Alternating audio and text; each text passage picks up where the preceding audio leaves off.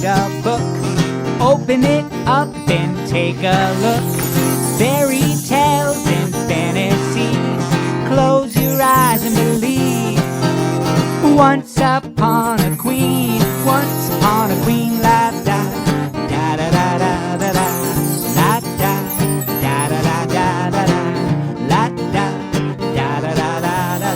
Once upon a queen. Well, hello there, boys and girls. How's everyone doing today? That's wonderful. My name is Summer Orlando, but you can call me Miss Summer. And welcome to Once Upon a Queen Story Time. Now, do you have a favorite story? I would like to share with all of you one of my favorite stories. Do you all like princesses? Can you guess who I'm dressed as right now? Cinderella, that's right. I would like to read one of my favorite books. It's called Happily Ever After, and in this book, we're going to read all about Cinderella and her perfect wedding.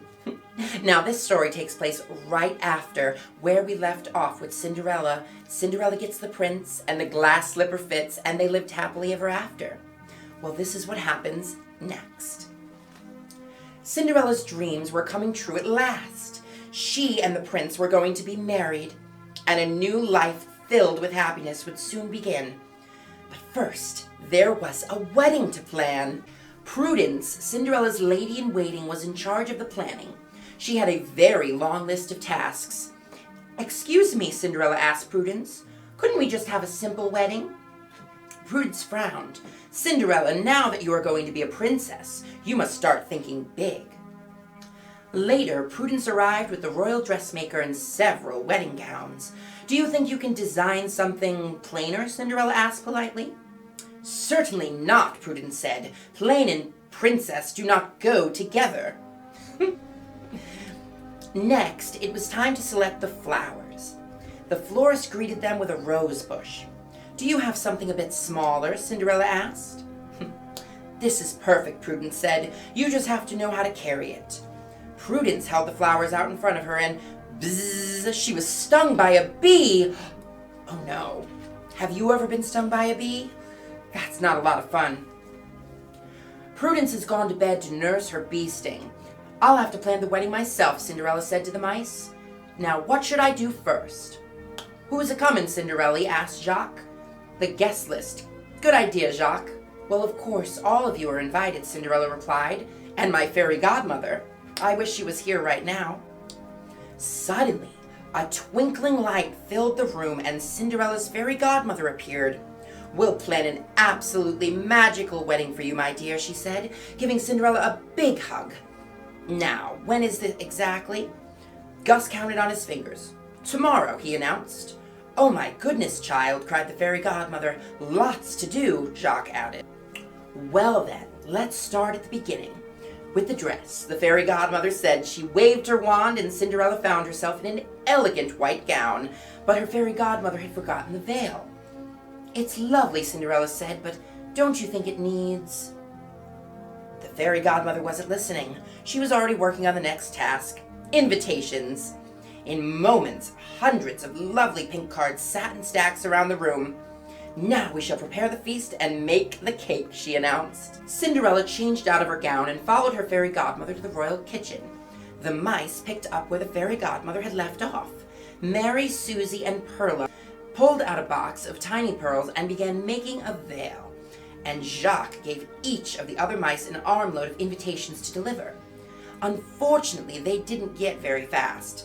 Before Pom-Pom, the cat, showed up. "Whew, close call," said Jacques, as he and Gus raced away from Pom-Pom and scurried into the kitchen. They arrived just in time to help the fairy godmother create a great big fancy cake. Cinderella tried to hide her disappointment. Prudence will love it," she said. "You know, I really should see how she's feeling." "Poor child," the fairy godmother said after Cinderella had left. "These wedding plans must be too much for her." Jacques and Gus tugged at the fairy godmother's sleeve. Cinderella liked smaller things, Jacques told her, like mice. All at once, the fairy godmother understood. Later, the fairy godmother took Cinderella's hand. I'm afraid I may have gotten a bit carried away, my dear, the fairy godmother confessed. Now tell me, child, what would the wedding of your dreams be like? After listening to Cinderella, the fairy godmother finished the beautiful veil. Then she got rid of all the invitations by magically sending them to destinations near and far. Now let's cut that cake down to size, the fairy godmother said. As they left for the kitchen, Cinderella turned toward the kind-hearted mice. Thank you, my little friends, she said gratefully. The next day, Cinderella looked lovely in her simple white gown, veil, and gloves, but something was missing. Good heavens, child, the fairy godmother exclaimed. You can't get married in your bare feet. She waved her wand and Cinderella's beautiful glass slippers peeked out from underneath her gown. After the ceremony, the prince and Cinderella shared a joyous celebration with their guests. Even Prudence was pleased. However, did you manage all this? The prince asked his new princess. Cinderella smiled and said, with friends by your side, anything is possible.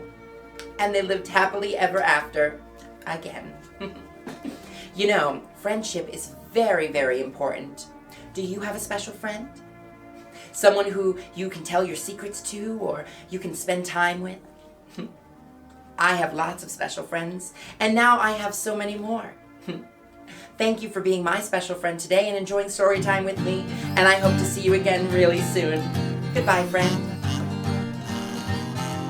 Time to sit down and read a book. Open it up and take a look. Fairy tales and fantasies. Close your eyes and believe.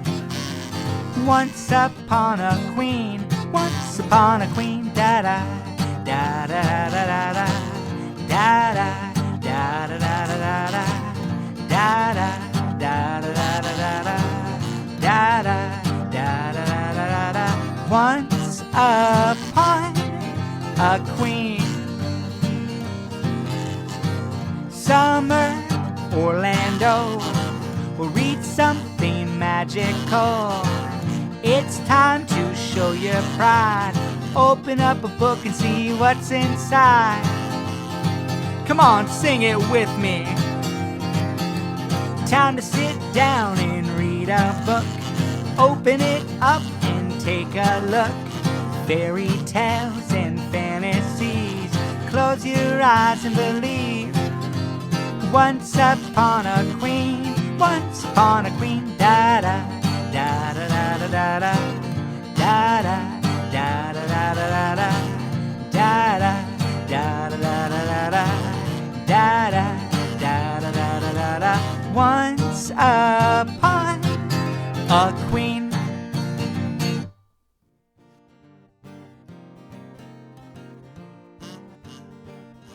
Hello, friends. Thank you so much for watching Once Upon a Queen. If you enjoyed this story time and would like to learn more, you can subscribe right down below. And make sure to click that bell icon to be notified when a new video is ready. See you at story time.